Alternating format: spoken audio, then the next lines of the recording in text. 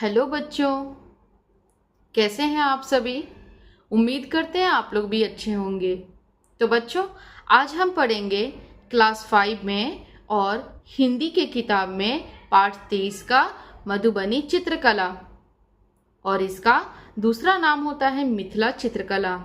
आप इसे मिथिला या मधुबनी चित्रकला के नाम से भी जानते हैं। सबसे पहले जानेंगे कि मिथिला चित्रकला है क्या। तो बच्चों, मिथिला चित्रकला जो है यह बिहार के प्रमुख चित्रकला है। बिहार की प्रमुख चित्रकला है और इसमें प्राकृतिक रंगों का प्रयोग किया जाता है। यह बिहार के कुछ ऐसे जिले हैं जैसे कि दरभंगा, मधुबनी, पूर्णिया और नेपाल के कई क्षेत्रों में इसका उपयोग किया जाता है। यह वहां की भी प्रमुख चित्रकलाओं में से एक है। और इसमें जानेंगे कि यह सबसे पहले मधुबनी चित्रकला को कौन बनाता था। तो मधुबनी चित्रकला या पेंटिंग को मिथिला की महिलाएं बनाया करती थी। इसके बाद पुरुष भी हिस्सा लेने लगे, बच्चे भी इसमें हिस्सा लेने लगे और इस चित्र को और भी आगे बढ़ाया गया। इसमें हम जानेंगे सबसे पहले कि इसमें किस चीज का प्रयोग किया जाता है। तो सबसे पहले यह रंगोली के रूप में प्रयोग किया जाता है। प्राचीन काल में इसमें सबसे पहले मिथिला चित्रकला को एक रंगोली के रूप में इसका प्रयोग किया जाता था। फिर धीरे धीरे करते कपड़ों के ऊपर, कपड़ों के बाद इसको कागज पर और कैनवास पर भी इसको उकेरा जाने लगा। इसके बाद बच्चों, इसमें कौन कौन सी सामग्री का प्रयोग किया जाता है वो जानेंगे। हल्दी के रस। हल्दी के रस कहने का मतलब कच्चे हल्दी का रंग जो होता है उसका। कच्चा हल्दी तो आप लोग देखे ही होंगे ना। और हमारे घर में जो हल्दी पाउडर होता है वह उन्हीं कच्चे हल्दी से तैयार किया जाता है। उसके बहुत से प्रोसेस हैं। तो जानेंगे कच्चे हल्दी का रस, केले का रस या बहुत से विभिन्न प्रकार के फूलों के रस से यह चित्र बनाया जाता था। और उन चित्रों को अधिक दिनों तक वह टिकाऊ हो, इसकी वजह से उसमें बबूल के गोंद भी मिलाए जाते थे।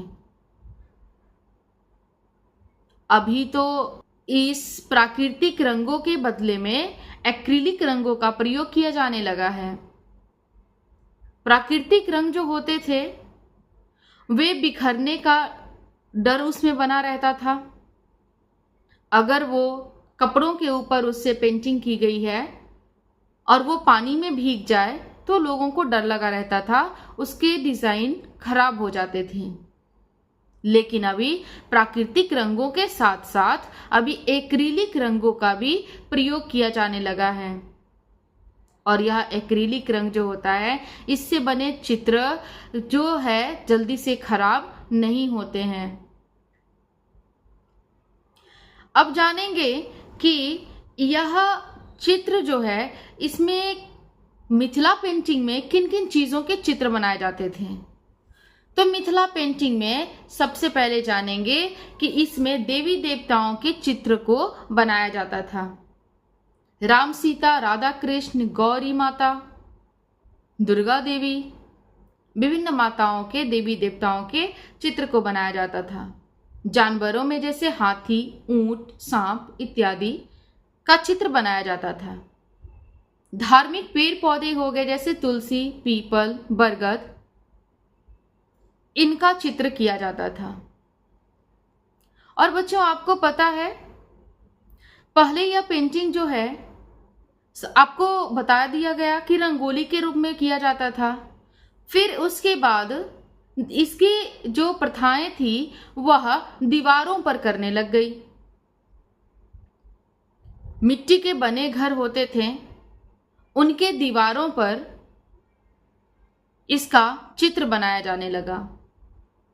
जानवरों के, धार्मिक पेड़ पौधे या फिर देवी देवताओं के चित्र, और विशेष रूप से 3-4 जगहों पर बनाया जाता था, जैसे पूजा पाठ वाले स्थलों पर, घर के मेन द्वार पर, या वैसे कक्ष जहां पर लोग रहते थे।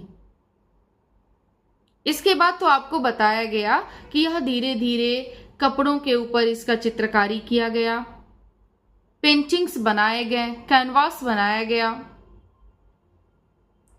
और बच्चों आपको यह भी बता दें कि यह देवी देवताओं और पेड़ पौधों, धार्मिक जो पेड़ पौधे होते, जानवरों के चित्र बनाने के साथ साथ इनका चित्रण धार्मिक स्थलों के साथ साथ वैवाहिक कार्यक्रमों में भी किया जाने लगा। कहने का मतलब कि शुभ कार्यों में। तो जानेंगे बच्चों कि सबसे पहले मिथिला चित्रकला का जो प्रयोग है उसका उन्होंने किसने किया था? तो आप सभी बच्चे जानते होंगे राजा जनक जी को। उन्होंने अपनी बेटी सीता और राम जी के विवाह में इस चित्रण का खूब ज्यादा प्रयोग किया और उसका चित्र बनाने में मिथिला की बहुत सारी महिलाओं ने हिस्सा लिया। इसके बाद में हम जानेंगे कि जो मिथिला चित्रकला है यह 2 तरह की होती है। यह भित्ति चित्रकला और दूसरा अरिपन या अल्पना। तो बच्चों जानेंगे कि यह भित्ति चित्रकला क्या होती है। यह मिट्टी के घरों पर, मिट्टी के घर में जो दीवार मिट्टी के होते थे उनके ऊपर मिट्टी की लिपाई पुताई होती है और उसके ऊपर गोबर से चित्रकारी किया जाता था या अरिपन से चित्रकारी किया जाता था, उसे हम भित्ति चित्रकारी कहते हैं। और अरिपन और अल्पना यह भी आप जानते हैं, यह सफेद रंग के चूनों से किया जाता था और यह बहुत ही शुभ कार्यों में इनका प्रयोग किया जाता है। और आज के समय में भी हम इन अरिपन का प्रयोग करते हैं। हमारे घर में जब शादी विवाह का माहौल हो या धार्मिक स्थलों पर या किसी बड़े पूजा पाठ में हम इनका प्रयोग करते हैं। और अरिपन बनाए कैसे जाते हैं?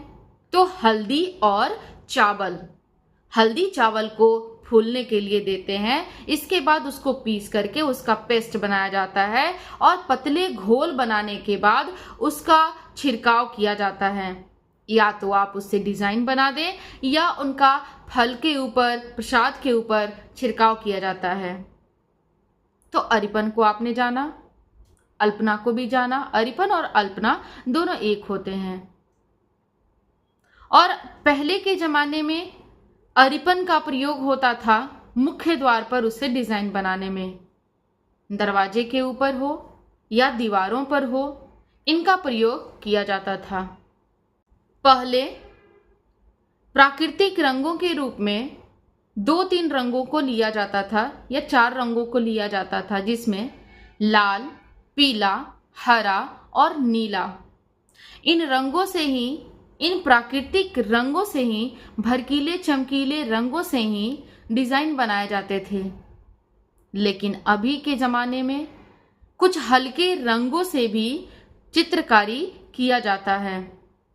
सदियों पुराने कला के इस रूप को देश विदेश की मुख्य धारा में लाने का काम बहुत बड़े बड़े विद्वानों ने और कला प्रेमियों ने किया। अगर वे नहीं होते तो शायद आज इनके नामों को कोई नहीं जान पाता। भारतीय प्रशासनिक ब्रिटिश के अधिकारी W.G. आर्चर जी ने 1930 के दशक में पहली बार चित्रकला के माध्यम से इस मिथिला पेंटिंग को देश दुनिया के सामने में लाए।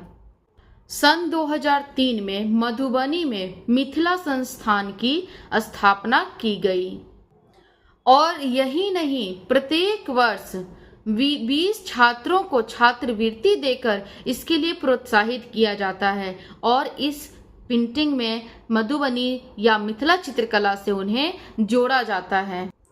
और इस पेंटिंग में मुख्य रूप से महिलाएं इसमें बढ़ चढ़ कर हिस्सा लेती है और आज उन्होंने ही इस पेंटिंग की मुख्य विशेषताओं को बचा करके रखा है और आज भी इसमें पूर्वांचल की मिट्टी से आज भी इसकी खुशबू निखरने लगती है।